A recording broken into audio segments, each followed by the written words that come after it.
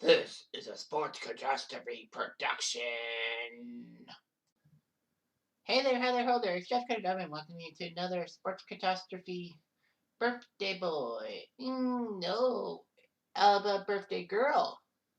Yes, not just any birthday girl, someone from the past. So anyway, one of the most legendary figure skaters of all time for females. You may be thinking, Katarina Witt, Elizabeth Manley if you're Canadian, or even Julie Rochette, maybe Christy Yamaguchi, maybe Tanya Harding, maybe Nancy Kerrigan. But no, this was the start of female superstar figure skaters from the United States.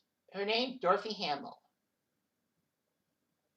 She was the 1976 Olympic and world champion in figure skating. She is now 65 years old. Can't believe she's only 65. I thought she was like 80. So anyway, you know,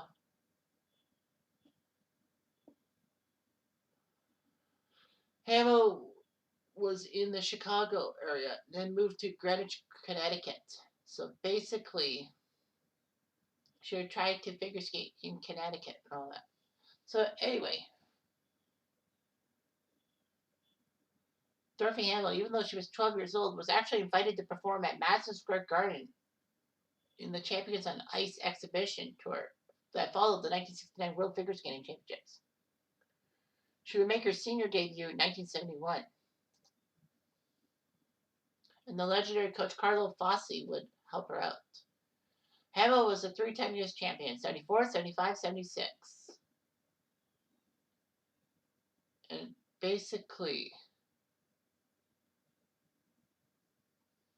at the World Championships in Munich, she was in third place. So she was set to skate after the West German skater Gertie Schneel, whose marks were booed while Hamill was on the ice. Hamill actually left the ice and burst into tears. Then the crowd was told to settle down. She returned to the ice and took silver behind the East German Christine Irat. The weird thing was that Hamill injured her right leg and was still U.S. champion in 1975. She ended up winning silver at the Worlds. Well, it helped being in Denver and all that. She lost to the Dutch skater Diane de Leeuw. Wow, Holland had a good figure skater? Anyway, Hamill was not happy with her performance at the U.S. Championships, despite winning it.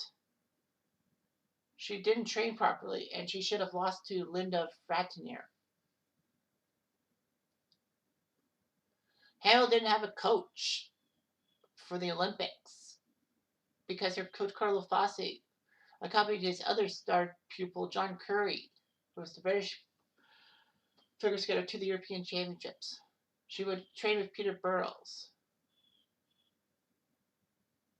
and wanted him to be her coach for the Olympics, but the U.S. Figure Skating Association refused. Hamill was second in the compulsory figures competition at the Winter Games in Innsbruck. However, she ended up winning the short and long programs, easily taking the gold medal. She, in fact, was the last skater to win the Olympics without a triple jump. Everyone else had a triple jump and all that. Hamill did win the World Championships in 1976, which was great, and then turned pro.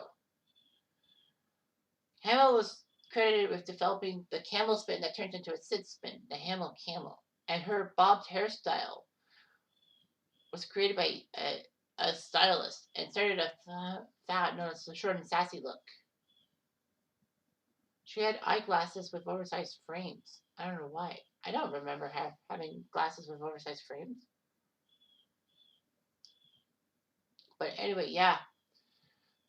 Hamill inspired many girls to wear that short look and all that. Hamill was basically the star of Ice Capades for many years. All that.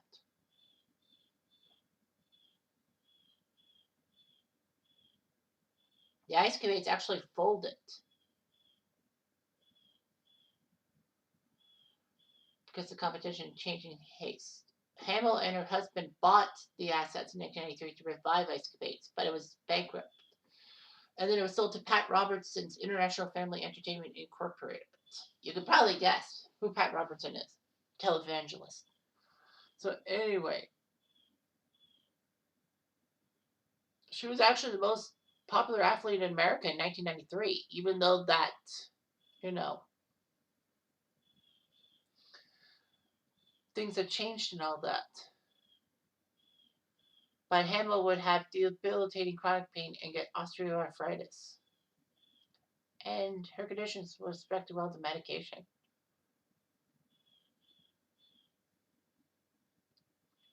Hamill was going to be taking part in Dancing with the Stars season 16, but she had to pull out because of a severe strain on her lower back with her spine surgeon.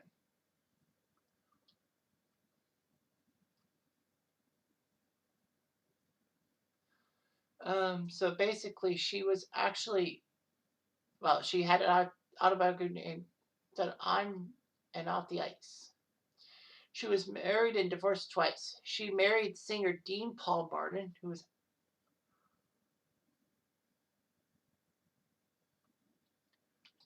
was, Dean Martin's son. So he married Dino Jr. Wow. And he ended up dying in a military training flight crash, and he was 36. I'm surprised he was in the 30s and all that. Yeah. So she married Dean Martin Jr. Wow.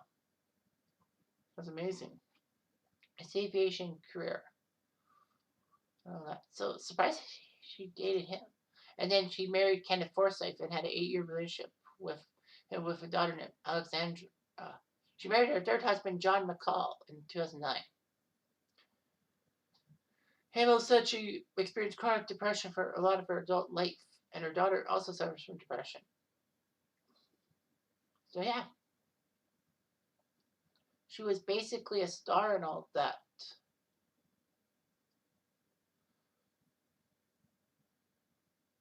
And, that's pretty cool for her.